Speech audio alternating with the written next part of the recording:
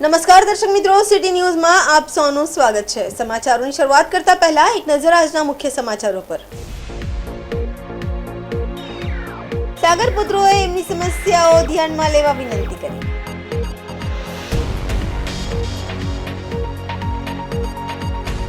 વલસાડના મોગરાવાડી રેલવે ગરનાળા ઉપર ઓવરબ્રિજ બનાવવાની માંગ।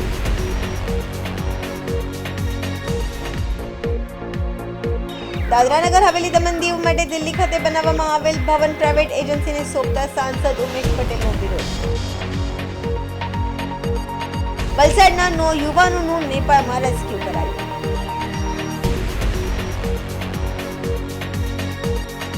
હવે સમાચાર વિગતવાર જોઈએ।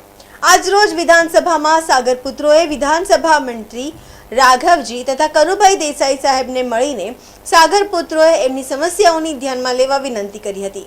સાગર પુત્રોએ એમની સમસ્યાઓની ધ્યાનમાં લેવા વિનંતી કરી હતી, જેમાં માછી સમાજના શ્રી શૈલેષભાઈ ટંડેલ, કિશોરભાઈ ટંડેલ, મનહરભાઈ ટંડેલ, ધનંજયભાઈ ટંડેલ, ધર્મેન્દ્રભાઈ ટંડેલ, માઇકલ તથા માંગેલા સમાજના શ્રી કૃષ્ણકાંત કેની, જિગ્નેશ કેની, સુખદેવભાઈ કેની અને વલસાડના રાજેશ યાદવેઓએ મળીને મંત્રીશ્રીને જણાવ્યું કે કાંઠા વિસ્તારમાં 680 બોટો ઉમરગામથી સુરત સુધીની બોટો ઓખા પોરબંદર સુધી ફિશિંગ કરી ગુજરાન ચલાવે છે। એ વ્યવસાય અત્યારે હાલની પરિસ્થિતિ અનુસાર મંદીમાં પડી ગયો છે। માછીમારને દરિયામાં ઉદ્ભવતી સમસ્યા બાબતે મત્સ્ય ઉદ્યોગ દ્વારા બોટ માલિકોને સમયાંતરે રજીસ્ટ્રેશનમાં આડખીલી રૂપ બનવા પગરિયા માછીમારોને પડતી મુશ્કેલીઓને બાબતે જીઆઈડીસીઓ દ્વારા કાંઠા વિસ્તારમાં ગામોમાંથી પસાર થતી નદીમાં છોડાતું પ્રદૂષિત પાણીને નિયંત્રણ લેવા બાબતે માછીમારોને ગરીબ કલ્યાણ મેળામાં દરેક જિલ્લામાં મત્સ્યોદ્યોગની શાખાઓ દ્વારા જરૂરિયાતમંદ માછી લોકોને વિવિધ સરકારી યોજનાઓના સીધા લાભ આપવા તથા દક્ષિણ ગુજરાતના સિમેન્ટ્સ લોકોને પડતી અનેક દુવિધાને તથા દક્ષિણ ગુજરાતમાં સરકારી જગ્યાઓ ફાળવી મરીન ઇન્સ્ટિટ્યૂટ ઊભું કરવામાં દરિયા કિનારાના વિસ્તારોમાં પ્રવાસન સ્થળોનું આયોજન કરવા પારડી તાલુકાના ચંદ્રપુર ગામમાં આવેલ લાઈફ સેવર ટ્રસ્ટની જરૂરી સુવિધાઓએ ફાળવી જેવી કાંઠા વિસ્તારમાં અનેક વિવિધ સમસ્યાઓનો ગાંધીનગર ખાતે સચિવાલયમાં સ્વર્ણિમ સંકુલ 1 સંકુલ 2 ખાતે અલગ અલગ વિભાગના મંત્રીઓને, કમિશનરોને તથા મેરીટાઈમ બોર્ડના કમિશનરનો, ચેરમેન અને ડેપ્યુટી ચેરમેનને રૂબરૂ મળીને લિખિત અને મૌખિક રીતે રજૂઆત કરવામાં આવી છે।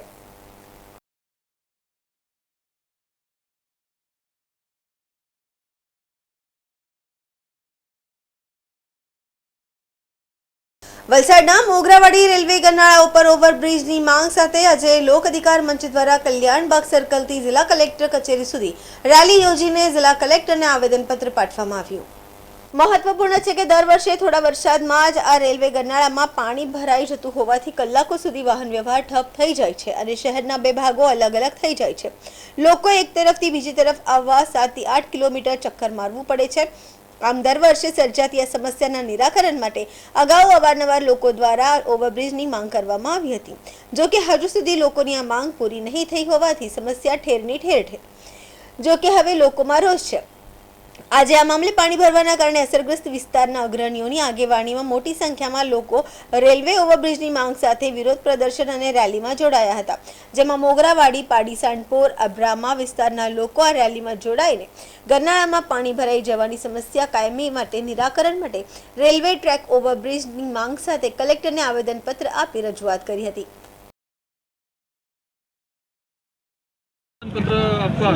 હવે છેલ્લા 4-5 વર્ષથી વલસાડ વિસ્તારની અંદર 100 થી 150 ઇંચ વરસાદ પડે છે અને એને લીધે આ વરસાદી પાણીને લઈને મોગરાવાડી અને ચિપ્પાડના ગરનાળાઓ ભરાઈ જાય છે અને અંદાજે 6000 જેટલા બાળકો, વિદ્યાર્થીઓ, શાકભાજી માર્કેટ ફેરિયાઓ, અમારા કડિયા મજૂરો બધાને આવવા જવાની ભારે તકલીફ પડે છે। એથી અમે નાણામંત્રી અને રાજ્ય સરકારને આવેદનપત્ર આપ્યું છે કે આની એ જગ્યા ઉપર ફૂટબ્રિજ, ઓવરબ્રિજ બનાવવામાં આવે। આ વિસ્તારની અંદર અંદાજે 60,000 જેટલી વસ્તી આવેલી છે અને 70% એકદમ આદિવાસી અને ગરીબ પ્રજા ત્યાં રહેલી છે। માટે અમે આશા રાખીએ કે નાણામંત્રી જેમણે પારડી, ઉમરગામ, વાપી બધા વિસ્તારોમાં હજારો રૂપિયાના કામો મંજૂર કર્યા છે તે રીતે આ ફૂટબ્રિજનું કામ મંજૂર કરી પ્રજાને સહકાર આપે એવી અમારી આશા છે। અને જો આ ફૂટ ઓવરબ્રિજનું ફ્લાયઓવરબ્રિજનું કામ ન થાય તો આગામી દિવસોમાં શું કરશો? અમે પ્રથમ તો આ પ્રજાકીય પ્રશ્ન છે એટલે એમાં પક્ષાપક્ષીથી પર આવી અમે સંસદ સભ્ય, ધારાસભ્ય અને કનુભાઈને પણ રૂબરૂ પ્રતિનિધિમંડળ મળનાર છે અને ત્યાર પછી નહીં થાય તો પ્રજા આક્રોશ ફેલાશે અને એ રીતે આંદોલન કરવાની ફરજ પડે। આવ્યા છે? અમે લોક અધિકાર મારફતે અબરામા મોગરાવાડી સોનપટ પાર્ટીના લોકો અતિ વરસાદના અંદર 108 સ્કૂલે જતા બાળકો, કોઈ બાઈ પ્રેગ્નેન્ટ હોય, ડિલિવરીનો સમય, તે સમયે પણ પોતાની પ્રાઇવેટ વાહન હોય કે સરકારી વાહન, તે પણ મોગરાવાડી ગન્નારું હોય કે ચીપણ નાળામાંથી આવી શકતા નથી. અને વલસાડ નગરપાલિકાએ 15-16ના અંદર આપણી ત્યાં 10 કરોડ રૂપિયા બ્રિજના પાસ કરેલા. આજ સુધી બ્રિજ બન્યો કેમ નહીં? આ બ્રિજ બનવો જોઈએ અને કલેક્ટરશ્રીએ બી સારો એવો રેસ્પોન્સ આપ્યો છે કે ભાઈ બ્રિજ બને, સરકારમાં હું જાણ કરીશ. અને લોક અધિકાર મંચ એટલા માટે બનાવવો પડ્યો તાત્કાલિક કે પક્ષાપક્ષીથી પર રહી અને મોગરાવાડી અબરામા સોનપટ પાર્ટીના લોકોનો પ્રશ્ન હલ થાય. રેલવે પણ એની બોર્ડર સીલ કરી દીધી છે અને મોગરાવાડી જે નાડું છે એનો મુખ્ય દ્વાર છે ગામનો, મોગરાવાડી ગામમાં જવા માટે. અને દર વર્ષે લોકોને બહુ ઘણી હાલાકી પડે છે. અને આવનારા દિવસોમાં અમે જન આંદોલન બી કરશું બ્રિજ નહીં બનાવશે તો, કેમ કે જે ગામોમાં બ્રિજની જરૂર નથી ત્યાં બ્રિજો બની ગયા. અને આપણા જે માનીતા વડાપ્રધાન નરેન્દ્ર મોદી સાહેબ ગુજરાતના 2014માં મુખ્યમંત્રી હતા, તે સમયનું આ બજેટ બનેલું છે. અને આખા ભારતમાં કાંકા બ્રિજ બની ગયા, મોગરાવાડીમાં તો પ્રજા વસે છે. બરાબર, તે પ્રજાને ન્યાય મળે એટલું બોલું વિનવું છું. જય ભારત. સમાચારોમાં સમય છે નાનકડા વિરામનો. વિરામ બાદ આપ જોઈ શકશો દાદરાનગર હવેલી દમણ દીવ માટે દિલ્હી ખાતે બનાવવામાં આવેલ ભવન પ્રાઇવેટ એજન્સીને સોંપતા સાંસદ ઉમેશ પટેલનો વિરોધ. વલસાડના 9 યુવાનોનું નેપાળમાં રેસ્ક્યુ કરાયું.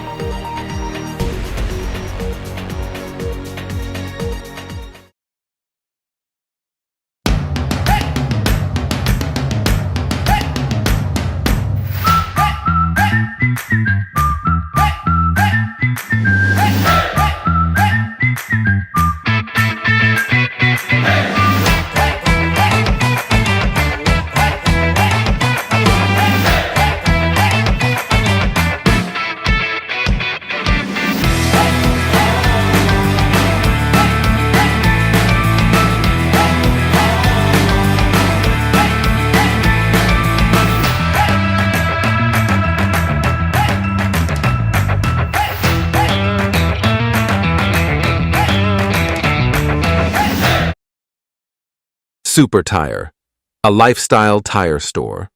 GIDC Crossroad, Vapi. વિરામ બાદ ફરી આપનું સ્વાગત છે. સંઘ પ્રદેશ પ્રશાસન દ્વારા દિલ્હી ખાતે દમણ ભવનનું ખાનગીકરણ કરવામાં આવ્યું છે. તેનો દમણ અને દીવના લોકલાડીલા સાંસદ ઉમેશ પટેલ દ્વારા સખત વિરોધ દર્શાવવામાં આવ્યો છે. સંઘ પ્રદેશ દાદરા અને નગર હવેલી તથા દમણ અને દીવ પ્રશાસનને દિલ્હી સરકાર દ્વારા ફાળવવામાં આવેલ દમણ ભવન, જેનો ઉપયોગ આપણા સંઘ પ્રદેશ દાદરા અને નગર હવેલી તથા દમણ અને દીવના ગરીબ વર્ગના લોકો તથા સંઘ પ્રદેશના અધિકારી જે સસ્તા દરે જેમ કે 1000 થી 1200 રૂપિયા સુધી ચૂકવીને ભવનનું નિર્વહન કરી ઉપયોગ કરતા આવ્યા હતા, હવે દમણ ભવનનું નામ કમી કરી જિંજરના નામે ઓળખાઈ રહ્યું છે.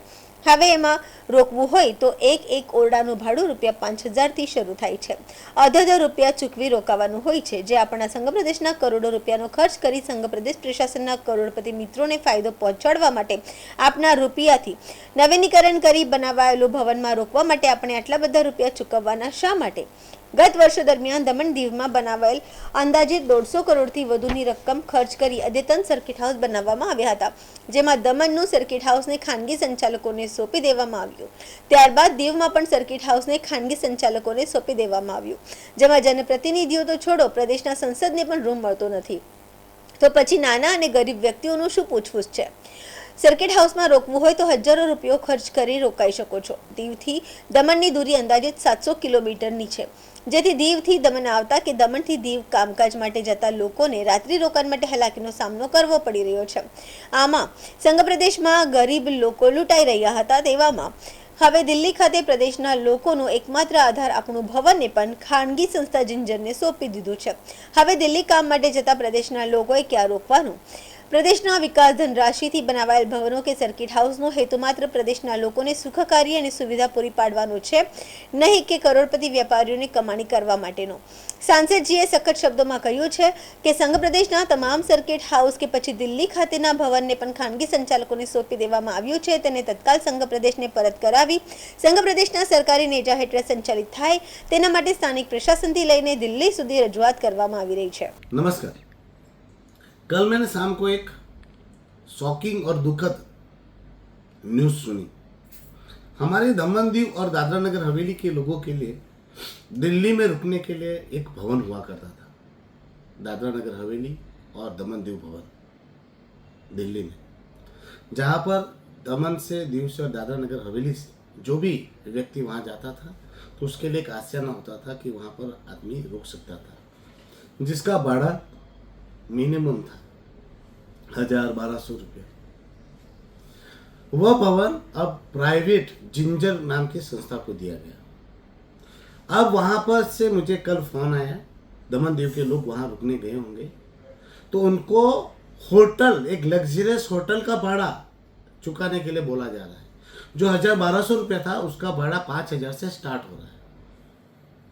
मैं प्रशासक प्रफुल्ल भाई पटेल से और उनके प्रशासन से पूछना चाहता हूँ, क्या ये भवन जो था उसका रिपेयर, मेंटेनेंस और करोड़ों करोड़ रुपया खर्च करके इसलिए बनाया गया था कि ये करोड़पति लोग वहाँ पर आके बिजनेस करे, धंधा करे, या फिर इसलिए बनाया गया था कि दमन दीव के, दादरा नगर हवेली के गरीब लोग वहाँ अगर जाए दिल्ली में तो उसको आसियाना मिले, यहाँ के कुछ अधिकारी जाए या कर्मचारी जाए तो उनको मिनिमम रेट में वहाँ पर सहूलत मिले, यहाँ के जनप्रतिनिधि वहाँ जाए तो उनको वहाँ पर मिनिमम रेट से आसियाना मिले, या फिर आपने इसलिए ही वो मरम्मत कराई करोड़ों करोड़ रुपया खर्च करके कि उसको करोड़पति मित्रों को देकर उनसे मोटी रकम लूटी जाए, ऐठी जाए और हमारे गरीब लोगों को लूटा जाए। दमन दीव और दादरा नगर हवेली के लोगों को जागने की जरूरत है। पहले दमन में भी जो सर्किट हाउस बनाएगा करोड़ों रुपया का, मुझे जहां तक पता है 100-150 करोड़ का सर्किट हाउस होने की बात कही गई, उसको भी प्राइवेट को दे दिया गया। फिर सर्किट हाउस बनाया गया दीव में, दीव के भी सर्किट हाउस को ऐसे ही पहले विकास राशि का, प्रदेश की विकास राशि का उपयोग करके लग्जरियस सर्किट हाउस बनाए जाते हैं और बाद में वो प्राइवेट को बेच दिए जा रहे हैं। और मजे की बात, वो जो सर्किट हाउस होते हैं, जो भवन होते हैं, उसमें किसी जनप्रतिनिधि को भी रूम नहीं दिया जाता। ये भाई इतने रूम जो है वो संघ प्रदेश के लोगों के लिए रहेगी, वैसा भी नहीं। मैं बड़े दुख के साथ कह रहा हूं, मुझे सांसद को भी रूम नहीं मिलती वहां पर। तो फिर छोटे गरीब व्यापारी लोगों को या दूसरे जनप्रतिनिधियों की तो क्या हालत है? क्या प्रशासक प्रफुल्ल पटेल जी मुझे जवाब देंगे या भारतीय जनता पार्टी का प्रशासन मुझे जवाब देगा कि ये विकास राशियों का उपयोग है या दुरुपयोग है? ये भवन क्यों बनाए गए थे? अब दिल्ली कोई जाएगा तो वो कहाँ रुकेगा? ये भवन से तो सस्ता होटल और लॉज हो गया है। ये भवन हमारी सुखाकारी के लिए थे, हमारी सुविधा के लिए थे, हमारे लोगों के आसियाने थे। दमन और दीव में भी 600 से 700 किलोमीटर की दूरी है। दीव के लोग यहाँ आते हैं तो वो कहाँ रुकते हैं? बेचारे इधर उधर भटकते हैं। तो दीव के लोग यहाँ रहते हैं तो दीव के लोगों को आसियाना मिल जाता है, चलो कोई रिलेटिव के घर रुक जाता है, मगर वो वहां पर भी तो मजबूरी से रुकता है। और दमन का भी हाल दीव में ऐसा ही हो रहा है। आज दिल्ली में भी आपने ऐसा ही स्थिति कर दी। ये हो क्या रहा है? तो आज मैंने इस विषय पर दमन के प्रशासक जी के एडवाइजर को पत्र लिखा है और तुरंत दिल्ली का भवन और दमन के जितने भी सर्किट हाउस है जो प्राइवेट को दिया, वो तुरंत उनके कॉन्ट्रैक्ट रद्द करें और निजी हाथों से संस्था सरकार के पास दिए। और ये जो भवन है ये लोगों की सुविधा के लिए, सुखाकारी के लिए, धंधा करने के लिए नहीं। और वो सारे लेटर मैं भारत सरकार में भी लिख रहा हूँ और भारत सरकार को भी अवगत करा रहा हूँ कि हमारा प्रशासन कितना निर्दयी होकर हमारी विकास राशि का दुरुपयोग करके अपने करोड़पति मित्रों को फायदा पहुंचा रहा है। उम्मीद करता हूँ प्रशासन भी जागेगा और सरकार भी उस पर संज्ञान लेगी। धन्यवाद। સમાચારોમાં ફરી સમય છે નાનકડા વિરામનો। વિરામ બાદ આપ જોઈ શકશો વલસાડના 9 યુવાનોનું નેપાળમાં રેસ્ક્યુ કરાયું।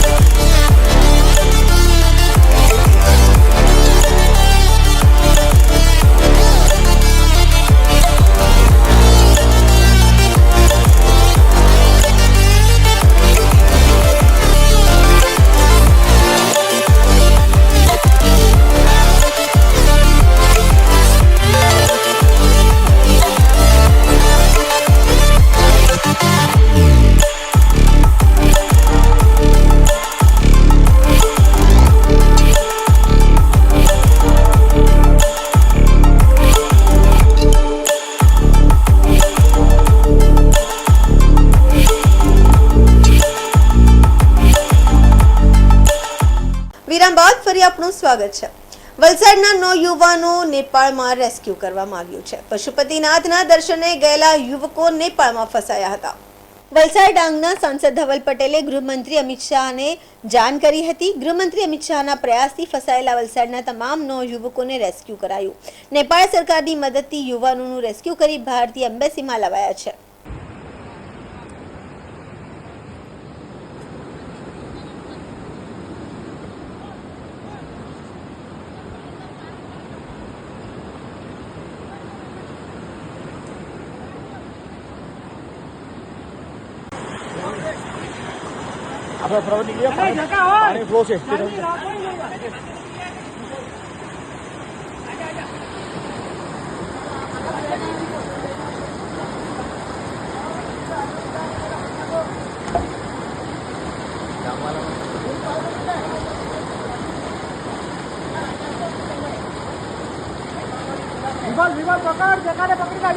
જલ્દી જલ્દી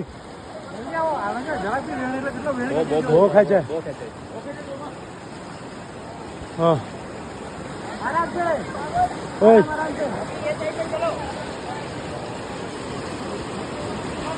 જલ્દી જલ્દી જૈનિક બંને તો પકડ ચાલી જલ્દી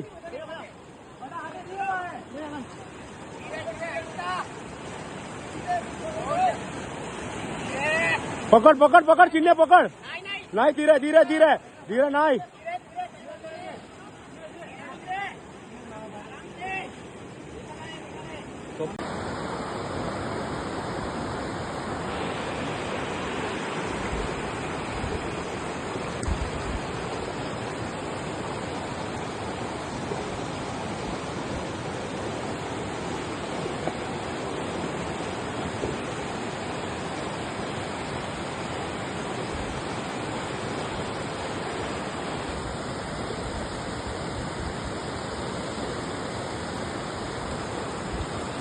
વલસાડ જિલ્લાના ધરમપુરની ઘટના ધરમપુરના મધુરી ગામમાં કૂવામાં દીપડો ખાબક્યો। વલસાડ જિલ્લાના ધરમપુરની ઘટના ધરમપુરના મધુરી ગામમાં કૂવામાં દીપડો ખાબક્યો હતો। દીપડાને બહાર કાઢવા ધરમપુર વન વિભાગે રેસ્ક્યુ ઓપરેશન હાથ ધર્યું હતું। ભારે જહેમત બાદ દીપડાને સલામત રીતે કૂવામાંથી બહાર કઢાયો હતો।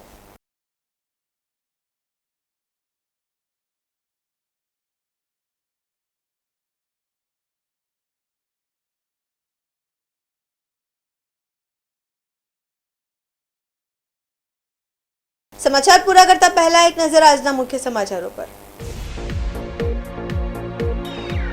સાગર પુત્રોએ એમની સમસ્યાઓ ધ્યાનમાં લેવા વિનંતી કરી।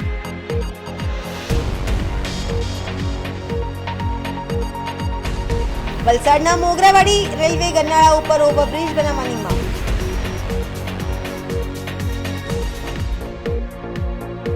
દાદરા નગર હવેલી દમણ દીવ માટે દિલ્હી ખાતે બનાવવામાં આવેલ ભવન પ્રાઇવેટ એજન્સીને સોંપતા સાંસદ ઉમેશ પટેલનો વિરોધ। વલસાડના 9 યુવાનોનું નેપાળમાં રેસ્ક્યુ કરાયું।